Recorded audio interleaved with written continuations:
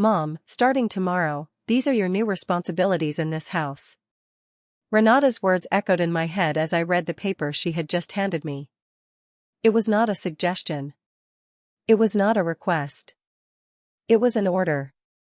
My own daughter, in my own home, was giving me a work schedule as if I were a newly hired domestic worker. If you do not agree, she continued, her voice cold, a tone she had perfected over the past few months, you can pack your things and leave. This house needs someone who actually helps, not someone who just takes up space. My hands trembled as I read the list. 6 in the morning, wake up and prepare breakfast. 7. Get the kids dressed and take them to school. 8. Return for general house cleaning. 9. Wash and hang the laundry. 10. Prepare lunch. The list continued hour by hour until 11 at night, when, according to this document, I should be ironing clothes for the next day. And obviously, Gustavo added from the couch without even looking up from his phone, all this includes paying for the house expenses. That is what your pension is for. No. I stood there in the middle of my own living room, the same living room where I had welcomed Renata when she was born 34 years ago, where I had celebrated her birthdays, where I had comforted her when she cried over her first heartbreaks. Now that same child looked at me with a coldness that chilled me to the bone. You do not have much time to decide, Mom, she said, painting her nails a bright pink. Gustavo has already spoken with a lawyer. Since we have been living here for over 2 years and maintaining the house, we have rights. So, you can be our employee and stay, or you can leave and we will stay anyway. The threat was clear. In my own house, with the deed in my name, my daughter was blackmailing me. Either I became her personal servant, paying all expenses and working tirelessly, or I would be kicked out so they could take everything. Think it over, Renata continued, blowing on her freshly painted nails. At your age, where else are you going to find a place to live on a $600 pension? At least here you have a roof and food, and you can see your grandkids every day, unless, of course, you prefer to live alone in some miserable little room. Gustavo let out a cruel laugh. Besides, darling, let us be realistic. What else are you going to do with your life? At least this way you will feel useful. It is better than watching television all day like old ladies your age do. My grandchildren were on the floor playing with their tablets, completely oblivious to the conversation that was shattering my world. 8-year-old Ethan looked up at me for a moment and asked, Grandma, are you going to make snacks? I am hungry. It was the cruelest normality. To them, I was already the housekeeper, the person who fixes things, cleans, cooks, serves. Not the grandma who loved them. Not the woman who had worked 40 years to buy this house. I was just the free servant who was always available. Look, Mom. Renata stood up and walked towards me, placing a condescending hand on my shoulder. It is not that we do not love you. We love you very much. That is why we are giving you the opportunity to stay. But things have to change. This house needs order, and someone has to be responsible for keeping everything running. And why does that someone have to be me? I managed to whisper, finding my voice for the first time in this nightmarish conversation. Because you are the one who does not work, Gustavo replied without looking up. We work, we study, we have real responsibilities. You just collect your pension and do not do anything productive. I felt as if I had been slapped.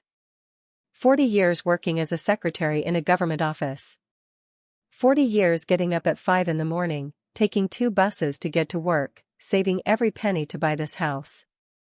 40 years raising Renata alone after her father abandoned us when she was just 3 years old. Do not do anything productive, I repeated, feeling the words choke me.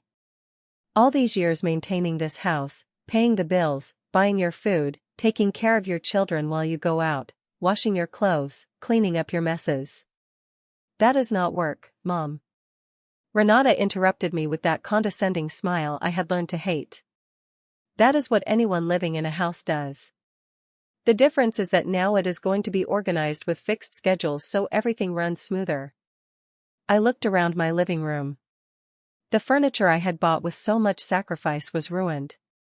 The leather sofa, which had taken me 2 years to pay off, had food stains and tears from when the kids jumped on it without anyone correcting them. The wooden coffee table, which had been my pride, was covered in marks from glasses and hot plates that no one bothered to put on coasters. On the walls, my family photos had been replaced by movie posters Gustavo liked. My book collection had been relegated to a box in the garage to make space for the video games and electronic gadgets they constantly bought with the money I gave them. Besides, Renata continued, examining her nails with satisfaction, this is going to be good for you. It is going to give you purpose. Lately, you have seemed very depressed, very bored.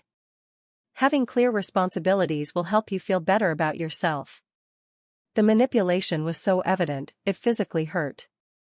She was selling me my own slavery as if it were a favor they were doing me, as if becoming their free servant was a form of therapy for my emotional well-being. And you have to work on weekends, too, Gustavo added, finally looking up from his phone. Saturdays are for deep house cleaning and Sundays are for preparing the week's meals. It is not that we are being cruel to you, darling. It is just that we need things to run like a real home. Like a real home, I repeated, feeling anger begin to replace the shock. This is not a real home. This is the house I bought, that I maintained, where I welcomed you when you had nowhere to live. Yes, but now we are a family, Renata replied with that twisted logic that left me speechless. And in a family, everyone has their role. Ours is to work and earn income. Yours is to keep the house running. It is fair. Valerie, my 6-year-old granddaughter, approached and tugged at my skirt. Grandma, can I have cookies? The ones on top of the fridge. I looked at her and saw in her eyes the same expectation I had seen in her mother's eyes when she was her age. The expectation that grandma always says yes, always fixes things, always available. But now that expectation came with an official schedule, an unsigned contract, an implicit threat. In a moment, my love, I told her, caressing her head. No, Renata interrupted sharply. Valerie, your grandma is going to follow a new schedule. If you want something, you have to ask her at the right time. It is 4 p.m. now, and according to the schedule, this is her snack prep time anyway. I walked to the kitchen with trembling legs, feeling as if each step led me deeper into an abyss from which I did not know if I could escape. The schedule remained in my hand, crumpled by the pressure of my fingers. It was like holding my own emotional death sentence. When I opened the pantry, I realized how empty it was. 3 broken cookies at the bottom of a package, an expired can of tuna, and half a bag of rice. In the refrigerator, the situation was not much better. 2 yogurts Renata had bought for herself, one of Gustavo's beers, and the leftovers from 3-day-old dinner that no one else had wanted to eat. Grandma, there are no cookies. Valerie shouted from the living room with that impatience she had learned from her mother. I am coming, my love, I replied, knowing perfectly well that I would have to improvise with what little there was, or rather with what little they had left me to have in my own kitchen. I heard Renata's footsteps approaching. Her heels echoed with an authority they had not had in this house before. It was as if the simple act of having handed me that paper had transformed her into the official owner of everything. Mom, while you are in the kitchen, I wanted to remind you that you need to go to the supermarket early tomorrow. I made a list of everything we need, she said, sticking a paper on the refrigerator door. It is about $150 worth of groceries. Oh, and you also need to stop by the pharmacy to pick up the kids' vitamins and Gustavo's special shampoo. $150, a quarter of my monthly pension for a week's worth of groceries for a family that had decided my money was theirs by right. Renata, my pension does not stretch that far every week, I managed to say, though my voice sounded strangely small in my own kitchen. Oh, Mom, always the same, she sighed dramatically. You know, Gustavo is saving to buy us our own house. We cannot be spending our income on food and basic necessities. Besides, you eat here every day. It is normal for you to contribute to the expenses. The logic was so twisted it made me dizzy. Gustavo was saving for his own house while living rent-free in mine. He ate my food and used my services. And I, the real owner of the property, had to pay for the privilege of being their free domestic worker. And what if I do not have enough money? I asked, though I already knew what her answer would be. Then you will have to adjust and buy the basics first. The children need to eat well. Mom, you cannot be selfish with money when there are little ones in the house. Selfish with my own money in my own house. The word stabbed me like a dagger in the chest. Gustavo appeared at the kitchen entrance, stretching as if he had just woken from a nap. It was 4:30 in the afternoon on a Tuesday, and he was in his pajamas watching television while I took care of everything else. Darling, could you prepare something good for dinner? It was a tough day at work today, he said, opening the refrigerator and pulling out a beer as if it were the most natural thing in the world. A tough day? I could not help but ask. I thought you had not left all morning. I work from home on Tuesdays, he replied with a tone that made it clear I had no right to question his schedule. Virtual meetings, important calls. It is very stressful. That is why I need to relax when I am done. I looked at the clock. 4:30 in the afternoon. If he had worked from home, his workday had lasted exactly 3 hours, considering I had seen him sleeping on the couch at 1 in the afternoon. Besides, he continued, taking a long swig of his beer, Renata and I were talking about some additional rules to make the house run smoother. For example, we need you to respect our downtime. When we are in the living room watching television, it would be better if you did not interrupt with cleaning or cooking noises. But the schedule says I have to cook at this time, I replied, holding up the paper still in my hand.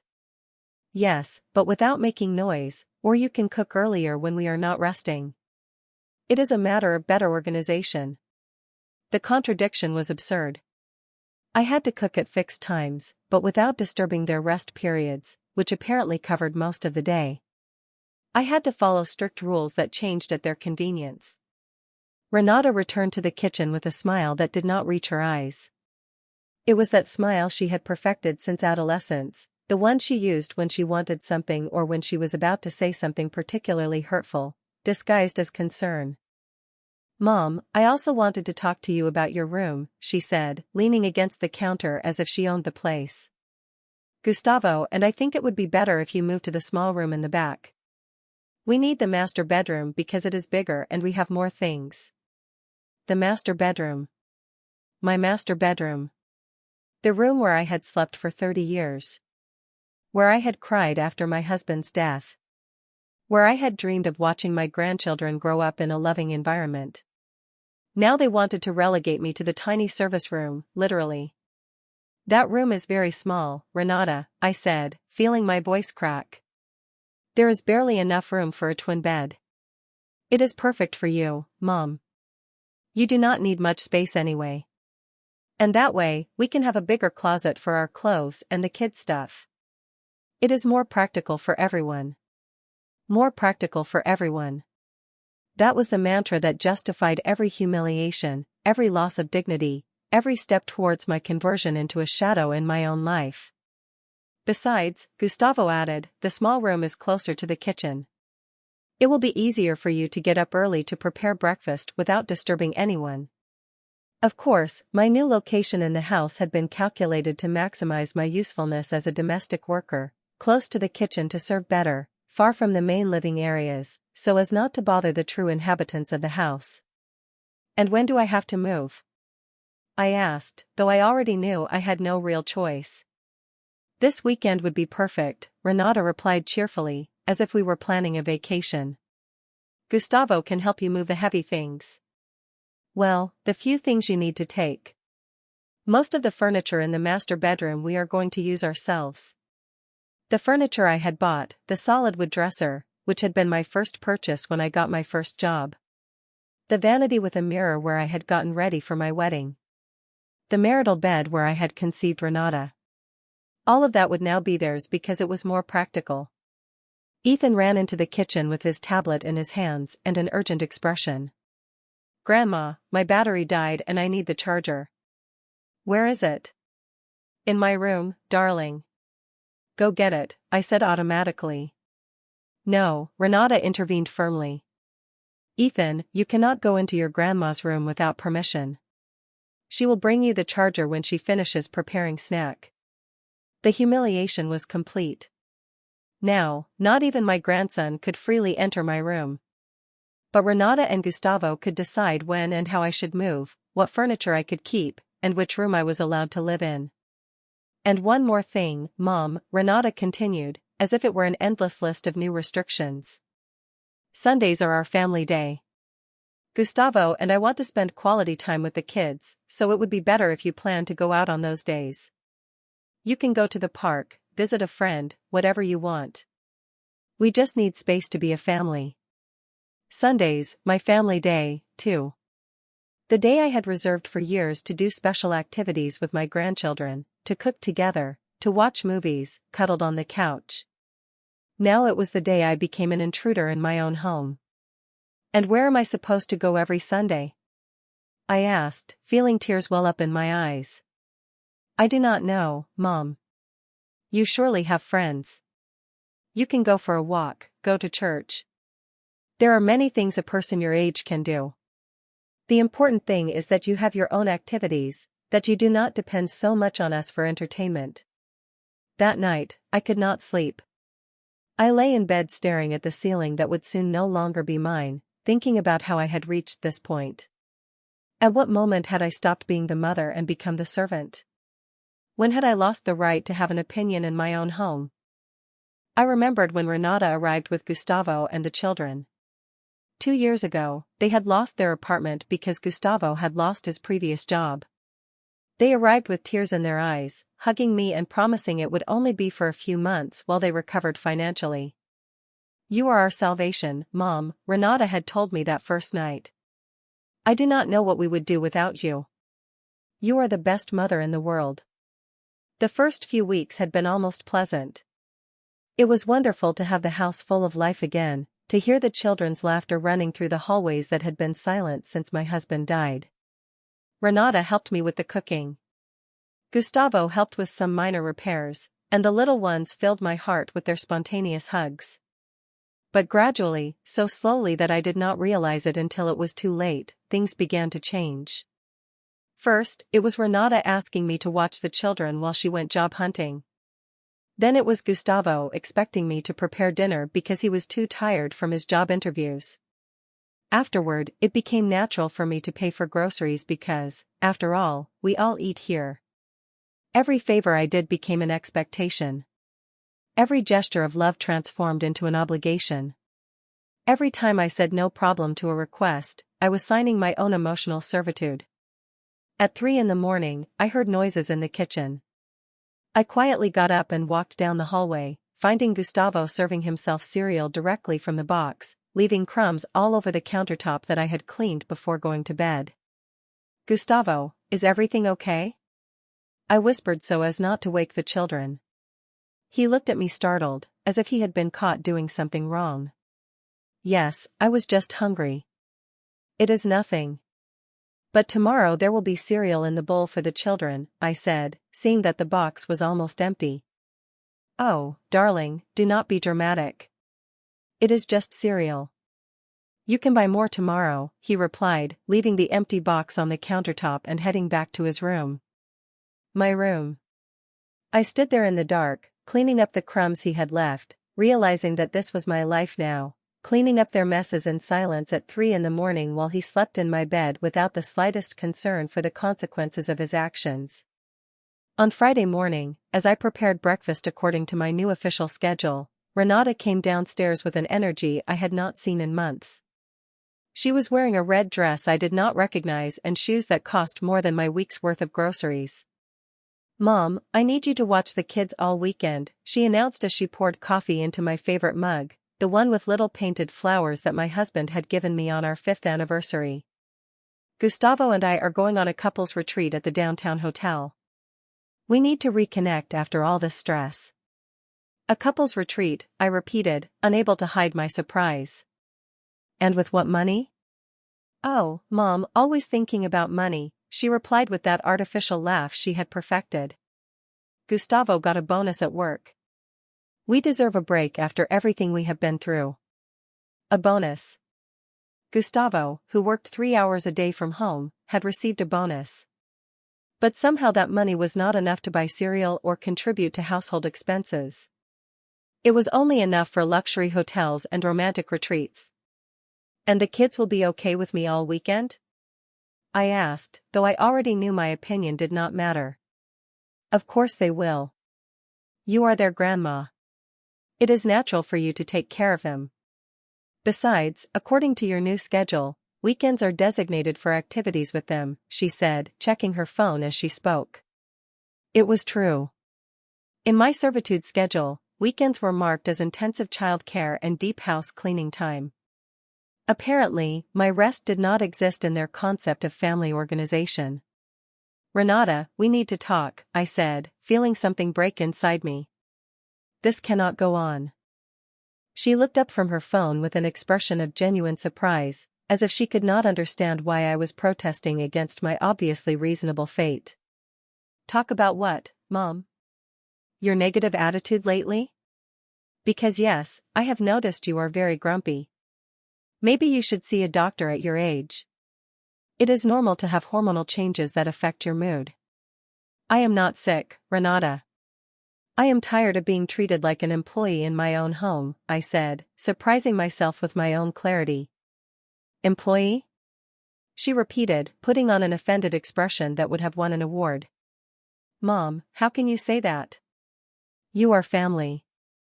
What happens is that in a family, each person has responsibilities. Ours are to work and generate income. Yours is to keep the house running. It is that simple. And why do my responsibilities include paying all the expenses and working 24 hours a day?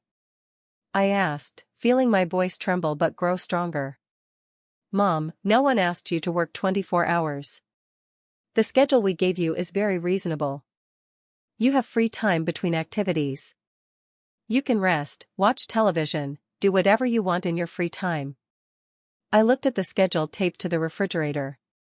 The free time it mentioned were 30-minute intervals between tasks. Enough to go to the bathroom or get a glass of water, but not enough to truly rest. And the money, why do I have to pay for everything if you have income? I insisted. Because we are saving for our future, Mom. We cannot be spending our money on current expenses when we have long-term goals. You have already lived your life. You have had your opportunity to save and plan. Now it is our turn. The logic was devastating in its cruelty. According to their reasoning, I had already had my chance to live, and now my role was to finance and facilitate their opportunities. My pension earned with 40 years of work was less important than their long-term goals. Gustavo appeared in the kitchen, already dressed to leave, with a smile that I found increasingly repulsive. He approached Renata and kissed her on the cheek, a gesture of possession and complicity that completely excluded me. All set for the weekend? He asked her, completely ignoring me, though I was standing less than 3 feet away. Yes, my love. I have explained everything to Mom. She will take care of the kids and the house, Renata replied as if I were just another object she had arranged for their absence. Perfect, darling. Just one more thing, Gustavo said, finally addressing me. On Monday, my mother is coming to visit us for a few days. She will need the guest room, so it would be good if you have it spotless. She also likes breakfast very early, around 6 in the morning. I hope it is not a problem. His mother. Another person I would have to attend to, feed, and serve in my own home. Another mouth to feed with my money. Another person who would expect my services as if it were the most natural thing in the world. And how long is she staying? I asked, though I already sensed I would not like the answer. We do not know exactly. It depends on how she feels. Lately, she has been very lonely since my father died, so we thought being with family would do her good, he replied. As if my house were a free hotel for people in need of company. Gustavo, your mother and I do not get along very well, I said, remembering the few times I had met her and her dismissive attitude towards me. Oh, darling, those are past problems. You have to learn to forgive and forget. Besides, she is an elderly lady. She needs care and attention. I am sure that when you get to know her better, you will get along very well. care and attention that, of course, I would provide without remuneration or recognition, while Renata and Gustavo enjoyed their romantic retreat. I would be serving breakfast at 6 in the morning to a woman who considered me inferior. And Mom, Renata added, putting on the earrings that completed her outfit, when your mother-in-law arrives, it would be good if you give her the master bedroom. We can sleep in the children's room for a few days. She needs to be comfortable. The master bedroom, which they had already taken from me, now they were going to give it to Gustavo's mother. I, in my own house, would occupy the smallest room while a complete stranger slept in my bed, used my furniture, and expected my services. The weekend became a nightmare that surpassed all my darkest expectations. Renata and Gustavo left on Friday at 2 in the afternoon after leaving me an additional list of instructions for childcare that included specific times for meals, educational activities, limited screen time, and strict sleep routines. It is important that you maintain discipline, Mom, Renata had told me before getting into the taxi I had paid for to the downtown hotel. Children need structure. If you spoil them this weekend, it will be very difficult for them to respect us again afterwards. Ethan and Valerie looked at me with expectation, waiting for me to fulfill the role of entertainer, cook, teacher, and babysitter all at the same time. It was not their fault, of course. They were children adapting to a system where grandma was the person who solved everything, while their parents enjoyed freedoms I had forgotten existed. On Saturday morning, as I prepared pancakes for breakfast according to the specific nutritional instructions Renata had left, Ethan spilled orange juice on the living room rug. It was a normal accident, the kind of thing that happens when there are children at home. But when I started cleaning, I realized there were not enough cleaning products. Grandma, Mom says that when something gets stained, you have to clean it immediately or it gets ruined forever, Valerie informed me with the seriousness of a professional supervisor. She was right. Renata had been very specific about keeping the house spotless during their absence. So, at 9 in the morning on Saturday, I found myself walking to the supermarket with the two children, spending $30 of my pension on cleaning products for a disaster that could have been solved with soap and water. At the supermarket, Ethan asked for the special cereal his father ate, the one that cost $8 a box. Valerie wanted the organic cookies her mother bought her, the ones in the $10 package. I looked at the prices and made desperate mental calculations, knowing that every dollar I spent was $1 less for my own needs. Why are you taking so long to decide, Grandma?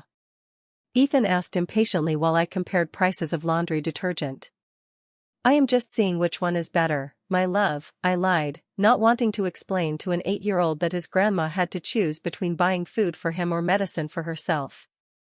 When we got home, there was a message from Renata on my phone. Mom, I hope you bought fresh vegetables for the week. When we get back on Sunday, we need the house to be perfect and the kitchen full. We do not want to arrive at an empty house after our relaxing trip.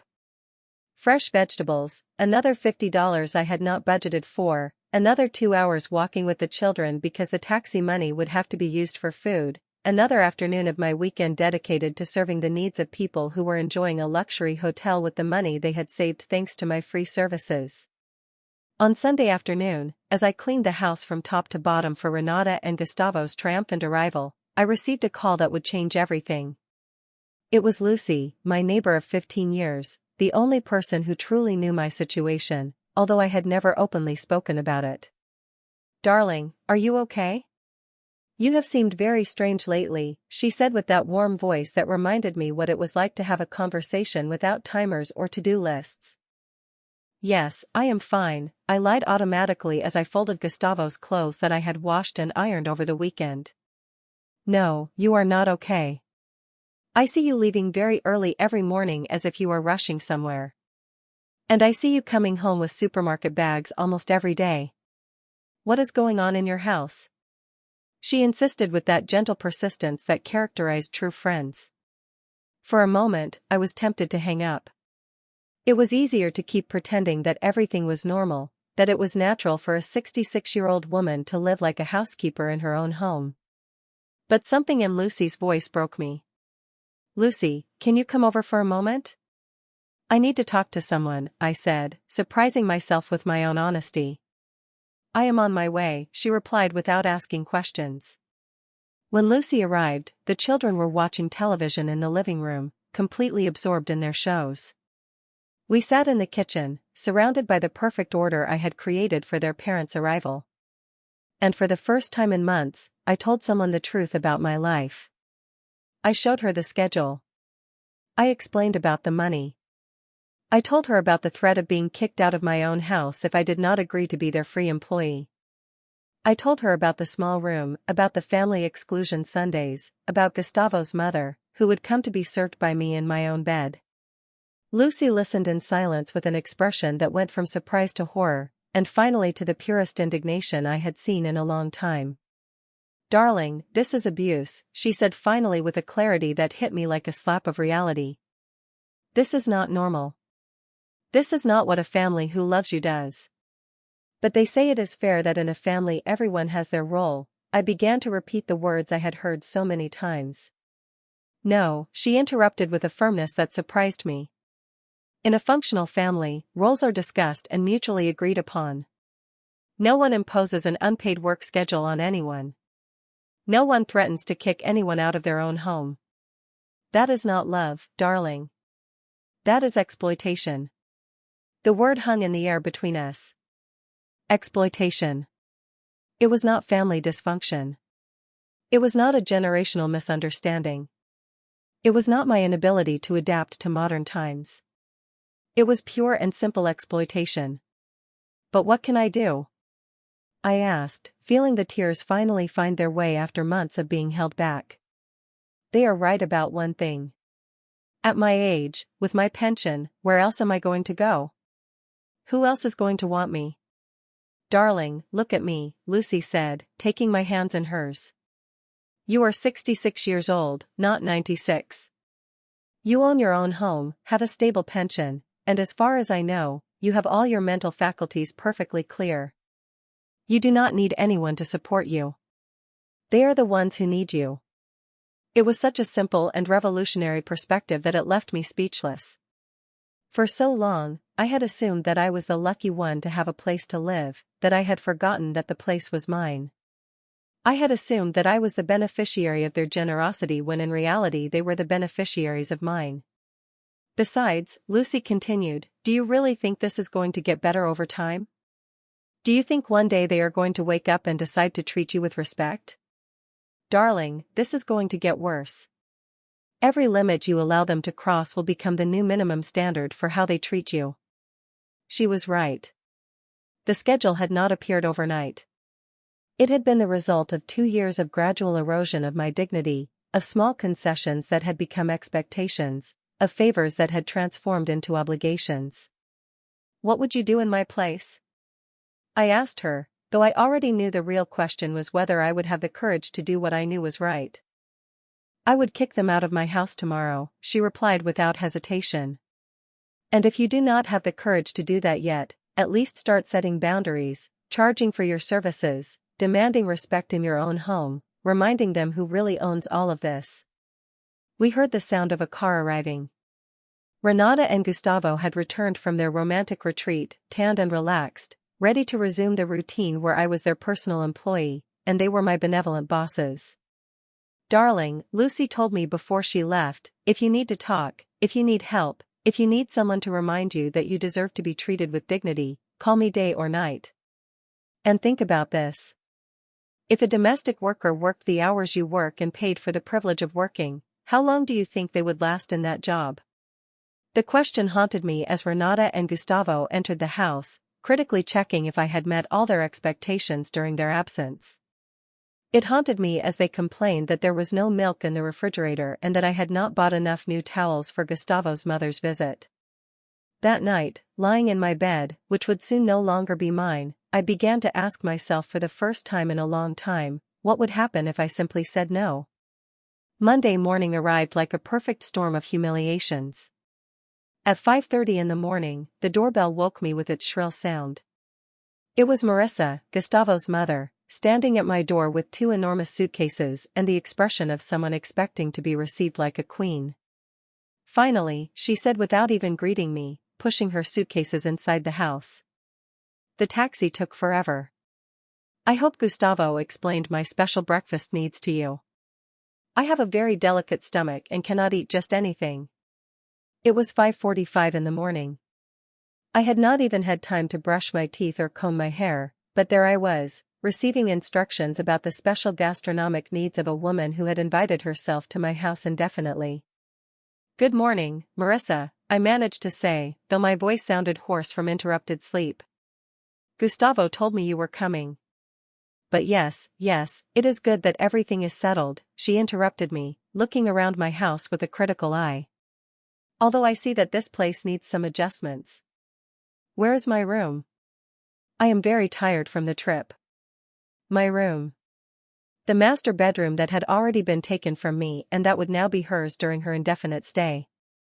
I led her down the hallway carrying one of her suitcases that weighed as if it had rocks inside while she commented on every aspect of my decor that she disliked. "This rug is very worn," she said, pointing to the Persian rug that had been my pride for years. "And these curtains are too dark.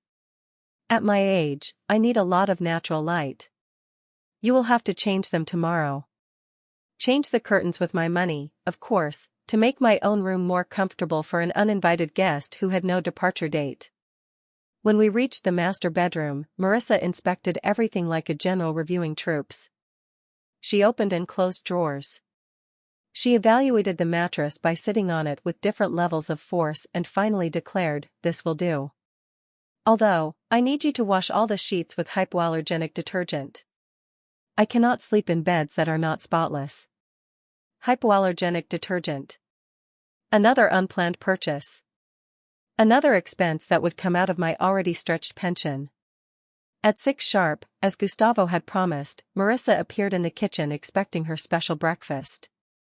She was wearing a silk nightgown and feathered slippers, as if she were the owner of a luxury hotel instead of a guest in my house. "I need 2 scrambled eggs, but very dry, no oil, whole wheat toast, but barely toasted, not burnt, very light coffee, almost like tea, and fresh fruit, but only the perfectly ripe ones." She recited her demands as if it were a menu I should have memorized. I had no eggs. I had no whole wheat bread. I had no fresh fruit because I had spent all my money over the weekend on the children's whims and cleaning products to keep the house perfect for Renata and Gustavo's return. "Marissa, I do not have exactly what you are asking for, but I can prepare something similar," I began to explain.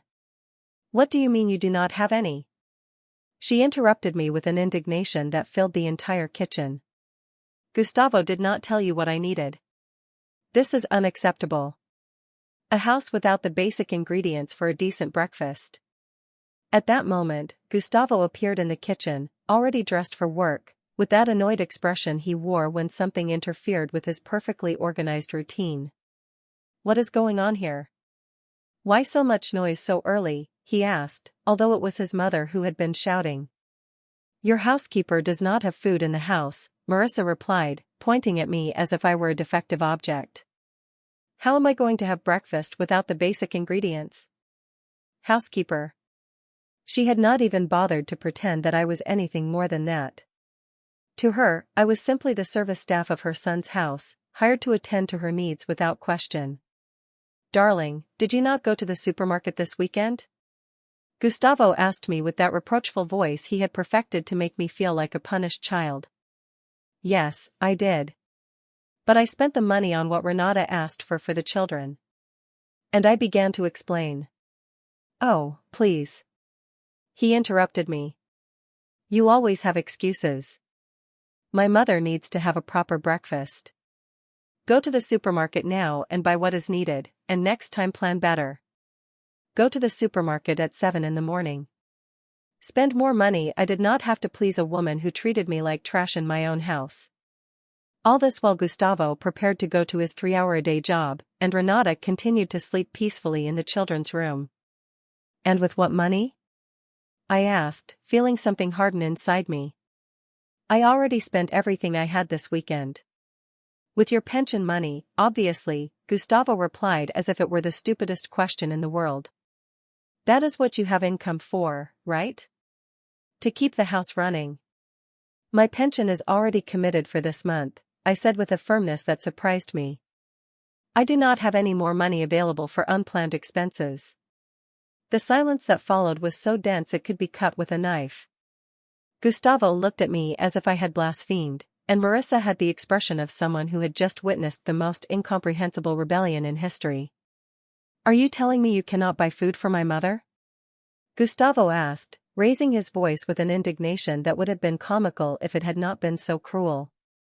I am telling you, I do not have money available right now, I repeated, keeping my voice as calm as possible. This is incredible, Marissa exclaimed, addressing her son as if I were not present. This is the kind of service the family receives in this house. An employee who refuses to do basic shopping. Darling, this cannot go on, Gustavo said, adopting a tone he would have used to scold a problematic employee. If you cannot fulfill the basic responsibilities of maintaining this house, then perhaps we need to reconsider the living arrangements. There was the veiled but clear threat again. Do you comply with our demands? Or do you leave your own house? Do you serve our family without limits? Or do you lose the right to live in the place you yourself bought and paid for? At that moment, Renata appeared in the kitchen, still in her pajamas, but fully awake thanks to the noise of the argument. Her presence immediately changed the dynamic of the conversation, as if she were the manager arriving to resolve a labor dispute. What is going on here? She asked, though it was obvious she had been listening from the hallway. Your mother is refusing to go to the supermarket to buy breakfast for my mom, Gustavo explained to her as if he were a child reporting another child's bad behavior. Mom, Renata said with that voice of disappointment she had perfected since adolescence.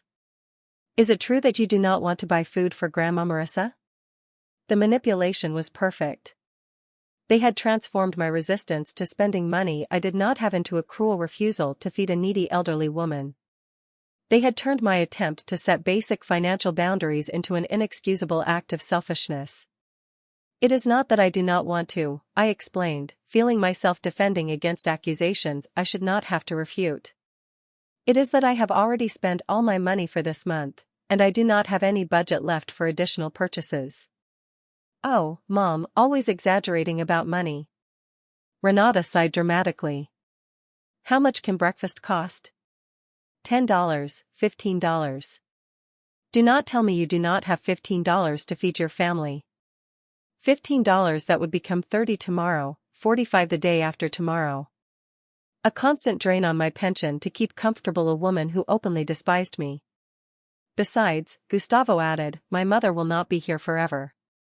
It is only temporary while she adjusts to being alone. Cannot you make this small sacrifice for the family? Temporary. The same word they had used when they arrived 2 years ago for a stay of a few months. The same empty promise they had used to justify every new invasion of my space, every new demand on my time, every new hole in my budget. And how long is Marissa going to stay? I asked, though I already knew I would not like the answer. We do not know exactly, Gustavo replied vaguely. It depends on how she feels, whether she finds activities she likes in the neighborhood, whether she adapts well to the house routine. The house routine? My routine of serving, cleaning, cooking, and paying for the privilege of doing so. The routine where I was the free domestic worker for a family that had decided my house was theirs by right. At that moment, as I stood in my own kitchen, being scolded for not wanting to spend my pension on the whims of a woman who treated me like trash, something definitively broke inside me. It was not a dramatic moment of enlightenment. It was more like when a dam breaks. First a small crack, then a constant flow, and finally an unstoppable avalanche of clarity. Okay, I said with a calm that surprised even myself. I will go to the supermarket and buy what Marissa needs for her breakfast. Everyone seemed to relax immediately, as if my surrender had restored the natural order of the universe, where I obeyed without questioning. But there was something different in my voice. Something none of them detected because they were too used to assuming my submission. Perfect, Mom, Renata said with that condescending smile she reserved for when I came to my senses. I knew you would understand in the end how important it is to make Grandma Marissa feel welcome. I quickly dressed and left for the supermarket. But this time I did not go straight to the food section. This time I first went to the pharmacy in the shopping center where I knew there was an ATM, not to withdraw money for Marissa's breakfast, but for something completely different. I withdrew $200 from my savings account. Money I had been saving for emergencies. But I realized this was the biggest emergency of all. The emergency of recovering my dignity before it was too late. With the money in my wallet, I walked to a lawyer's office I had seen advertised in the local newspaper. It was early, barely 8:30 in the morning, but the receptionist informed me that attorney David Miller handled emergency consultations from 9. "Is it an emergency?" the receptionist asked me, a young woman with a kind smile. "Yes," I replied without hesitation. "I think it is." David Miller turned out to be a man in his 50s with a neatly trimmed beard and eyes that conveyed the kind of experience that comes from having seen all kinds of complicated family situations. "Tell me what is going on, Mrs. Everett," he began, consulting the card where I had written my name. "Mrs. Everett," I said, and for the first time in a long time, I pronounced my name with something akin to pride. "Attorney, I need to know what my rights are in my own home." I explained the entire situation, the work schedule, the threats to evict me from my property, the financial exploitation, Marissa's arrival without my consent. I spoke for 20 minutes without stopping, as if I were a dam that had finally broken. David listened without interrupting, taking occasional notes and nodding with expressions that ranged from surprise to indignation. When I finished, he leaned back in his chair and looked at me with a mixture of compassion and professional determination. "Mrs. Everett, what you are describing constitutes economic and emotional abuse," he said with a clarity that hit me like a lightning bolt. "Your daughter and son-in-law are committing what is legally known as elder exploitation. But they have rights for having lived in the house for 2 years?" I asked, remembering Gustavo's threats about consulting a lawyer.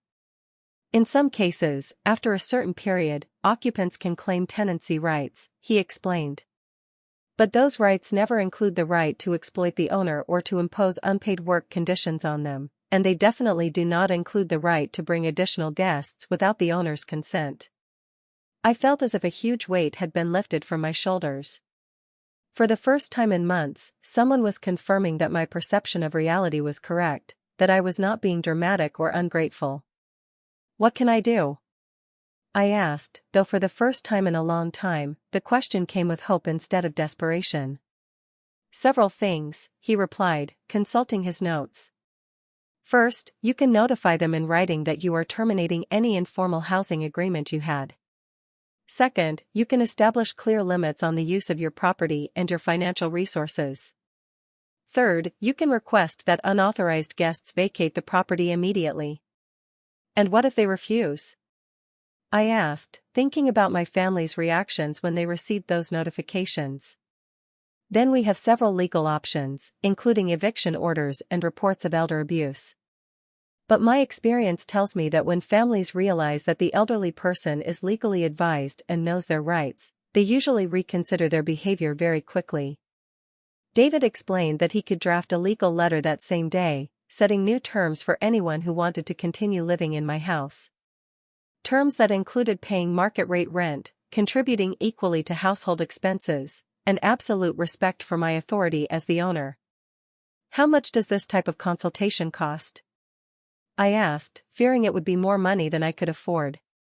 "For elder abuse cases, we have special rates," he said with a reassuring smile. $100 for the initial consultation and $200 for drafting the necessary legal notifications. If the case becomes complicated and we need to go to court, we can discuss a payment plan. $300. What I spent in 2 weeks maintaining my family, what Renata and Gustavo had spent in a single night of their romantic retreat.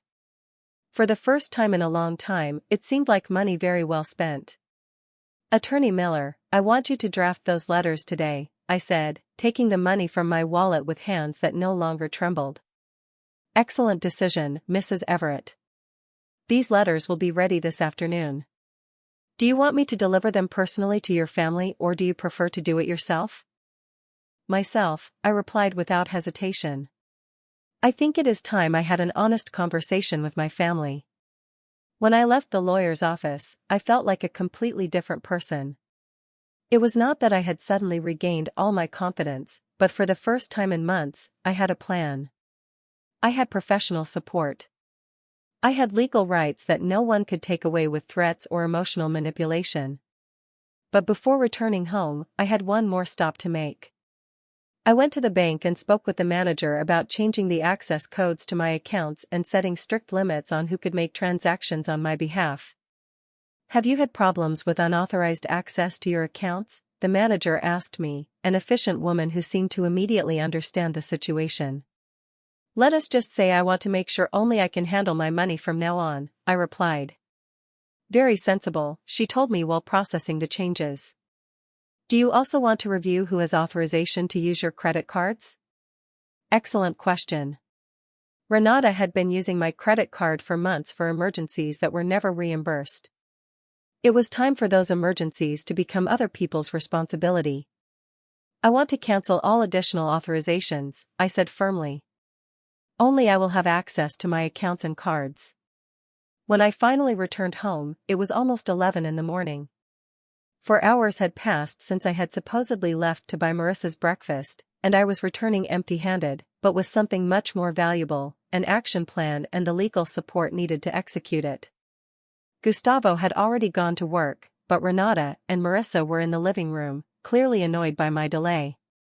The children were at school, which meant we would have privacy for the conversation I was about to have. Finally, Marissa exclaimed upon seeing me enter. Where have you been? It is almost 11 and I have not had anything to eat. And where is the food? Renata asked, noticing I was not carrying any grocery bags. We need to talk, I said, keeping my voice calm but firm. All three of us, right now. Something in my tone must have alerted them because both fell silent, looking at me with a mixture of surprise and caution they had not shown in a long time.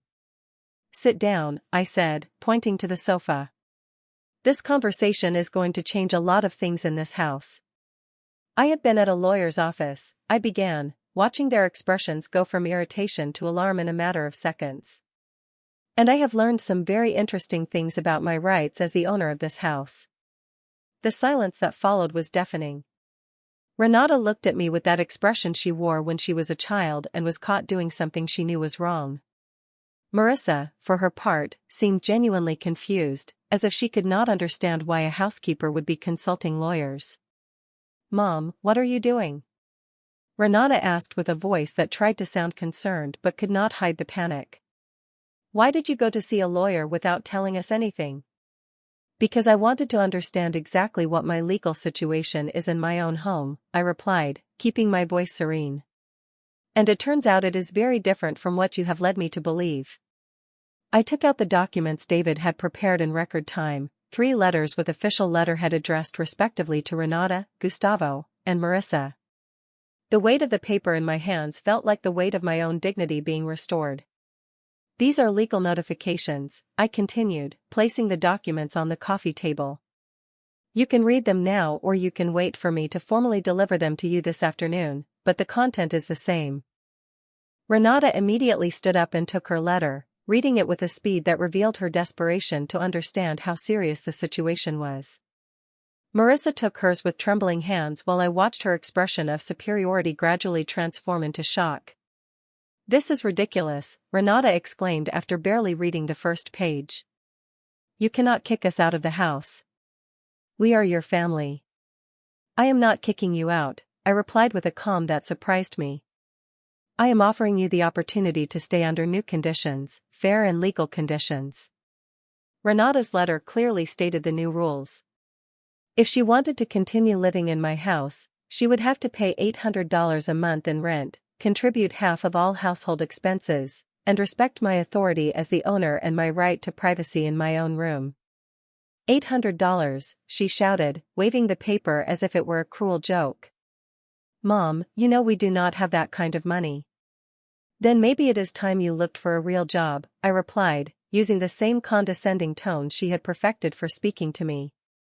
Or maybe it is time you found a place you can afford with your own income. Marissa had finished reading her letter and was looking at me as if I had completely lost my mind. Her notification was simpler. She had 48 hours to vacate the property as her presence had not been authorized by the owner. "You cannot do this," she stammered, her voice breaking with indignation. "I am an old woman. You cannot kick me out on the street like a criminal."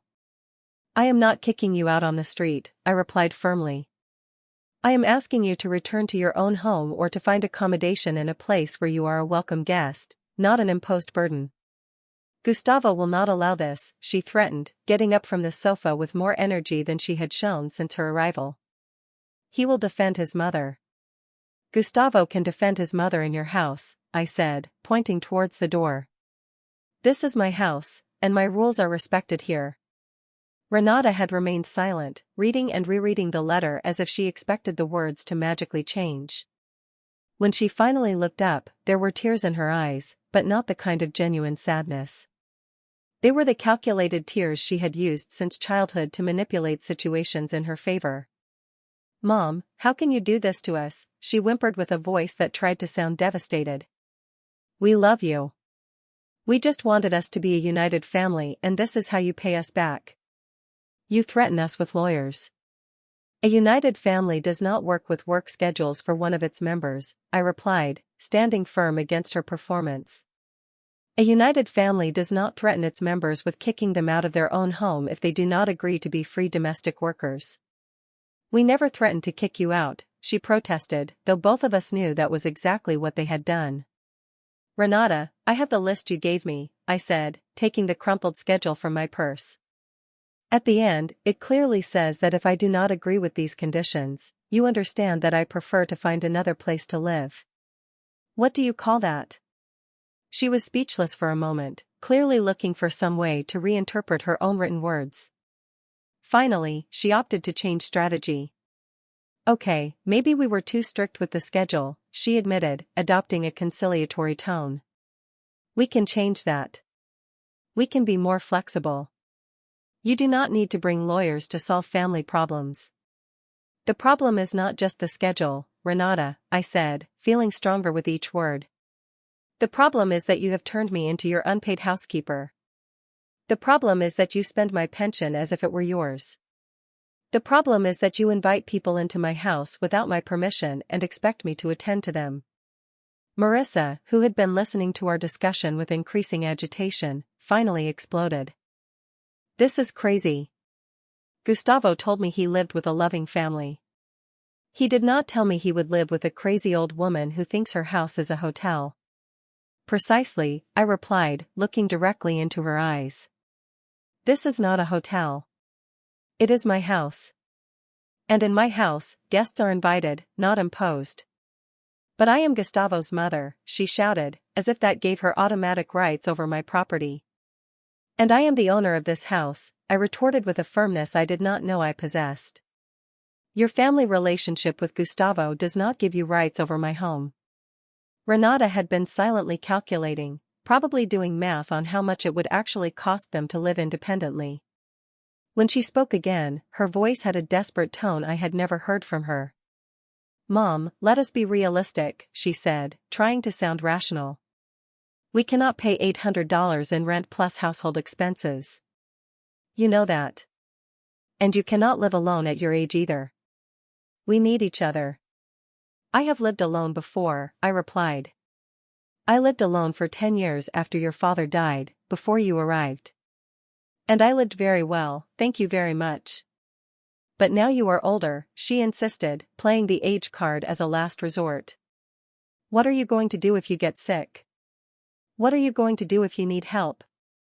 "I will hire professional help if I need it," I said. An idea that had just occurred to me, but sounded perfectly sensible. There are many services for seniors that charge for their services and provide them with respect and professionalism. "Are you going to pay strangers instead of accepting help from your family?" she asked as if the idea were personally offensive. "I am going to pay for professional services instead of being exploited by people who take advantage of my love for them," I corrected. "There is a very important difference." At that moment, the phone rang. It was Gustavo, probably calling to check that his mother had been properly attended to during his absence. Renata ran to answer, speaking in urgent whispers that clearly communicated that a family crisis was unfolding. While she spoke, Marissa approached me with an expression that had changed from indignation to something akin to respect.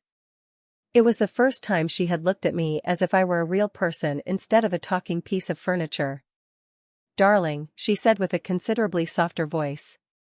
"Maybe we can reach some arrangement. I do not have to stay in the master bedroom. Can I sleep on the sofa?" "Oh, Marissa," I interrupted her gently. "The problem is not where you sleep. The problem is that you came to my house without my invitation, expecting to be treated like an honored guest indefinitely. That is not fair to either of us."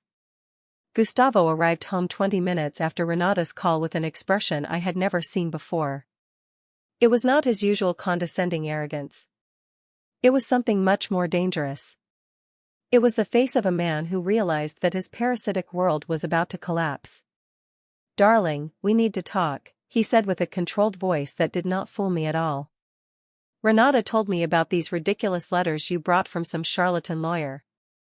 "Attorney David Miller is not a charlatan," I replied calmly. "He is a lawyer specializing in landlord-tenant rights and elder protection. And these letters are not ridiculous. They are perfectly valid legal notifications." "This is a betrayal," he exploded, dropping all pretense of diplomacy. "After everything we have done for you, after keeping you company so you would not be alone, after turning this empty house into a home full of life." The distortion of reality was so extreme that it almost made me laugh. According to their version of events, they had been doing me a favor by coming to live rent-free in my house, eating my food, using my services, and spending my money. "Gustavo, you are 42 years old," I said with a patience that was hard to maintain. "If you want to live in a house full of life, you can buy your own house and fill it with all the life you want. But not at my expense. We have been saving to buy our house," he shouted as if that justified 2 years of exploitation. "But it is impossible to save when there are so many expenses. You do not understand how expensive it is to raise 2 children."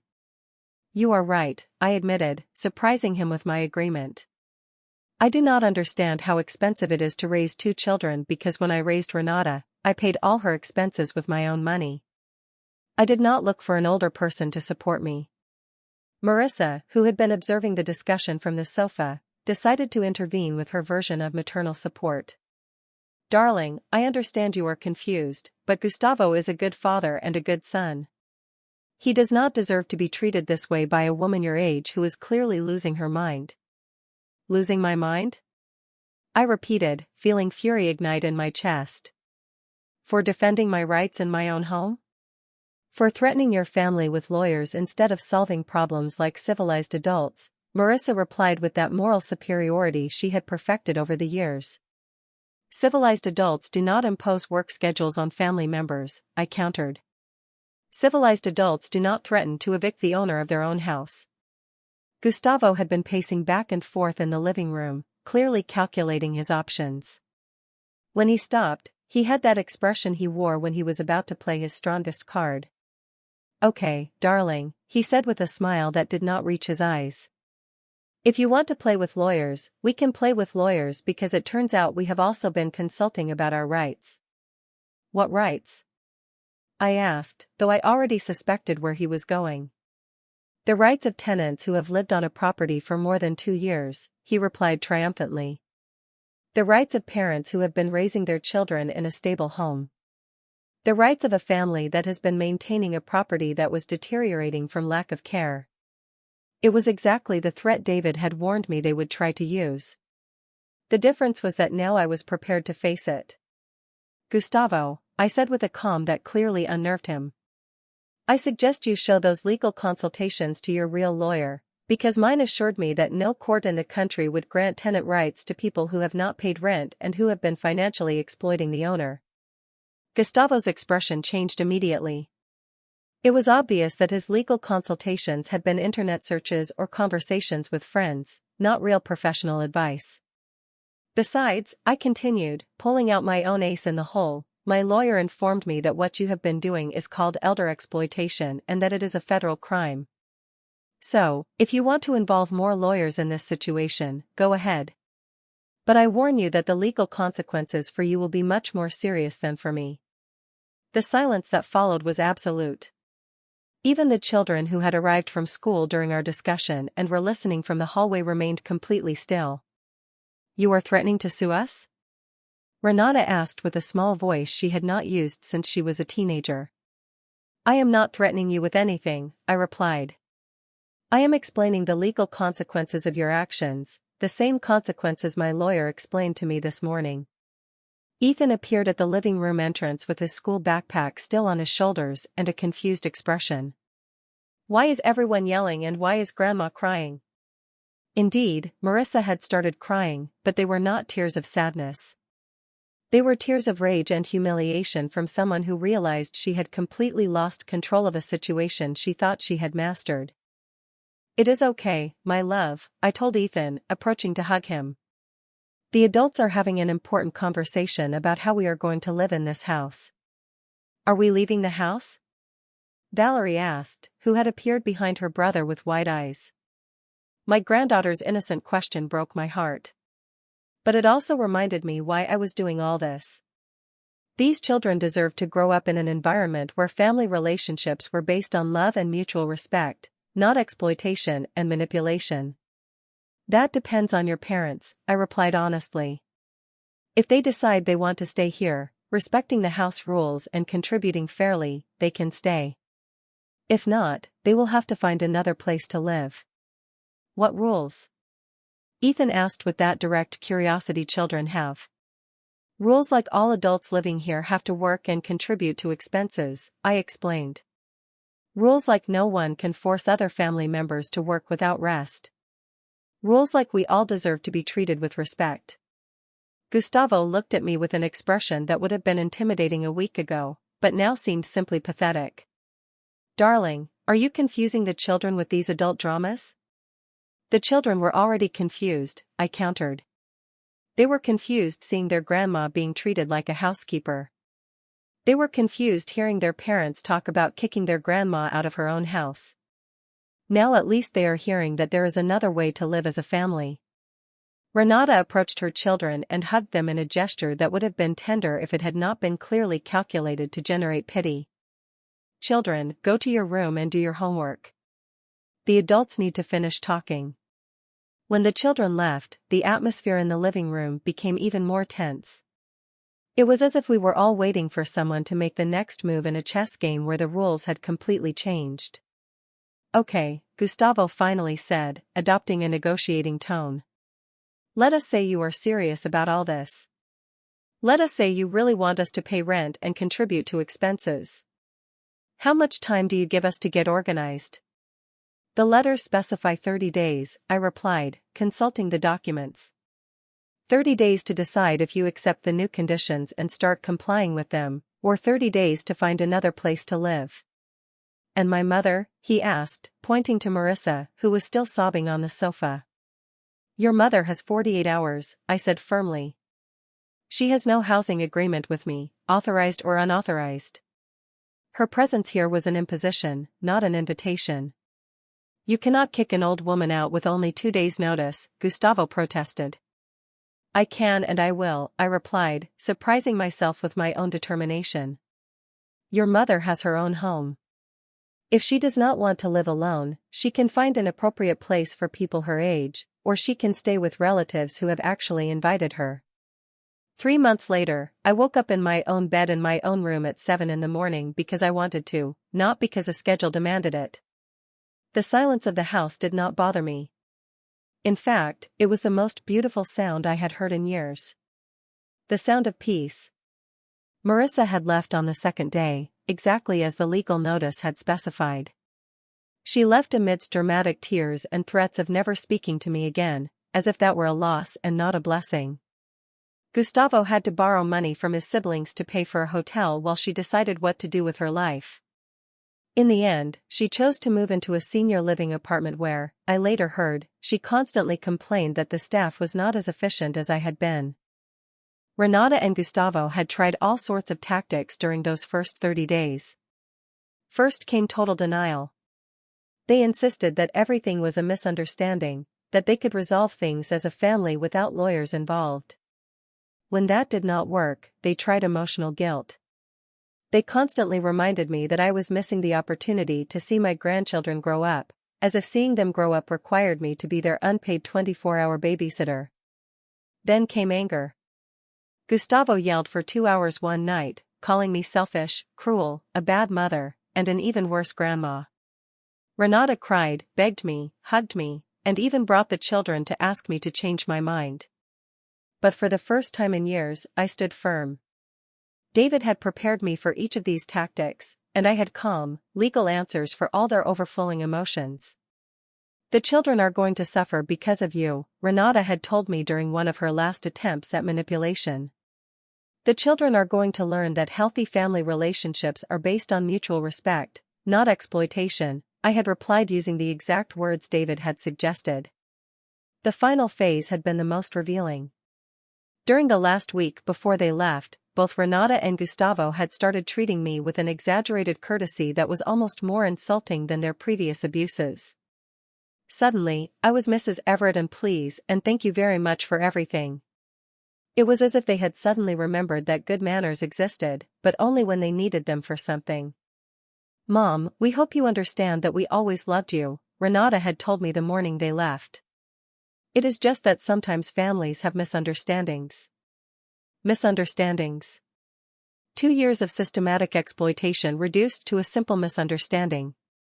As if it had been a confusion about who should take out the trash and not a deliberate campaign to turn me into their free housekeeper. But they were gone.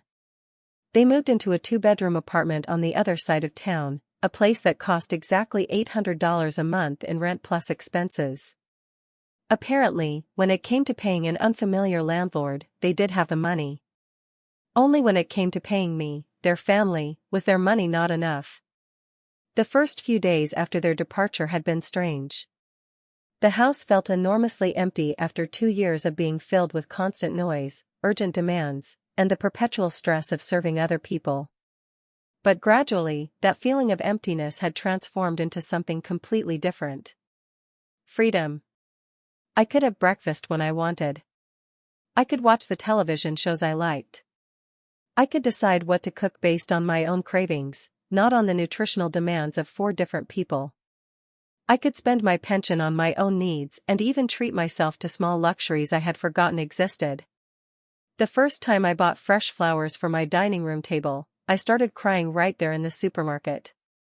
They were $15 that would have previously gone to special cereals or hypoallergenic shampoo for uninvited guests. Now they were $15 I could spend on something that made me happy for the simple pleasure of making myself happy. Lucy had been a blessing throughout the entire process. Not only had she helped me maintain my resolve during the most difficult moments, but she had become a true friend. Now, we had lunch together twice a week, went to the farmer's market on Saturday mornings, and had started taking painting classes at the community center.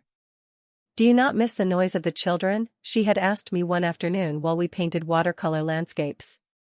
"I miss my grandchildren," I had replied honestly. "But I do not miss being their unpaid babysitter. There is a very big difference." And it was true. Ethan and Valerie visited me every other Saturday, an arrangement we had established after many tense negotiations. At first, Renata had tried to use the visits as a form of pressure, suggesting that if I did not give in on some aspect of the separation agreement, the visits could become more complicated to coordinate. David had advised me to keep all communications about visits in writing, and threw him until Renata realized she could not use her own children as emotional blackmail weapons. Eventually, we had reached a civilized agreement. The children came every other Saturday from 10 in the morning to 6 in the evening, and I took them to do fun activities I could afford now that I was not subsidizing the lifestyle of 4 adults. The difference in my relationship with Ethan and Valerie was remarkable. When I was not responsible for them 24 hours a day, when I did not have to worry about their meal times, their discipline, and their constant entertainment, I could simply be their grandma. I could spoil them a little, laugh with them, listen to their school stories without being distracted thinking about what household chore I had to do next. "Grandma, why do you not live with us anymore?" Valerie had asked me during one of her first visits.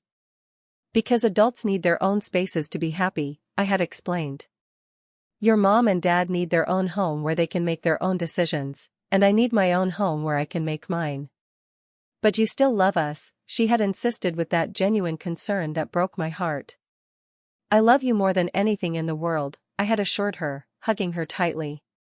And precisely because I love you so much, I want you to learn that people who love each other treat each other with respect and affection. They do not take advantage of each other. Ethan, who was older and more observant, had understood the situation surprisingly maturely. Mom and Dad made you work a lot, did they not, Grandma? Yes, my love, I had admitted, but now we are all learning better ways to be a family. That morning, 3 months after the big change, I woke up with a feeling I had completely forgotten. Positive expectation, not anxiety about what demands would await me during the day, but genuine curiosity about what good things I could choose to do. David had called me the previous week to inform me that Renata and Gustavo had officially withdrawn any legal claims to my property. Apparently, their consultations with real lawyers had confirmed what I already knew. They had no legal rights over my house, and any attempt to establish such rights would only result in charges of elder exploitation. How does freedom feel, Mrs. Everett? David had asked me with that warm smile I had come to appreciate so much. It feels like waking up from a very long nightmare, I had replied. It feels like remembering that I am a person, not an object. That morning, I got up when I wanted, had breakfast when I wanted, and dressed to go to my new favorite activity, senior dance classes I had discovered at the community center. At 66, I was learning to salsa. I had made new friends and was rediscovering parts of myself I had forgotten existed. As I prepared to leave, I looked at my reflection in the bathroom mirror. The woman who looked back at me no longer had that perpetually tired and anxious expression she had worn for the past 2 years. Her eyes were bright, her back straight, and she had something she had lost without realizing it. She had dignity. As I left the house, I locked the door and walked to the bus with firm steps. It was my house, my life, my decision. And for the first time in a very long time, those words did not scare me. They filled me with pride because I had learned the most important lesson of my life. It is never too late to reclaim your self-respect. And once you reclaim it, no one can take it away from you again. No matter how much you love them or how much they love you, true love, I had discovered, never requires you to sacrifice your dignity. And true family never asks you to become less than you are so they can be more. If you enjoyed my story, you can support me by sending a super thanks so I can write more stories like this. Thanks a lot in advance. What about you? What would you do in this person's shoes? I would really love to hear your thoughts, so drop them in the comments. I am always curious to know what you think. Oh, and let me know where you have heard this story. If you want to hear more life stories like this, like the video and subscribe to my channel. There are many more waiting for you. Big hugs and see you next time.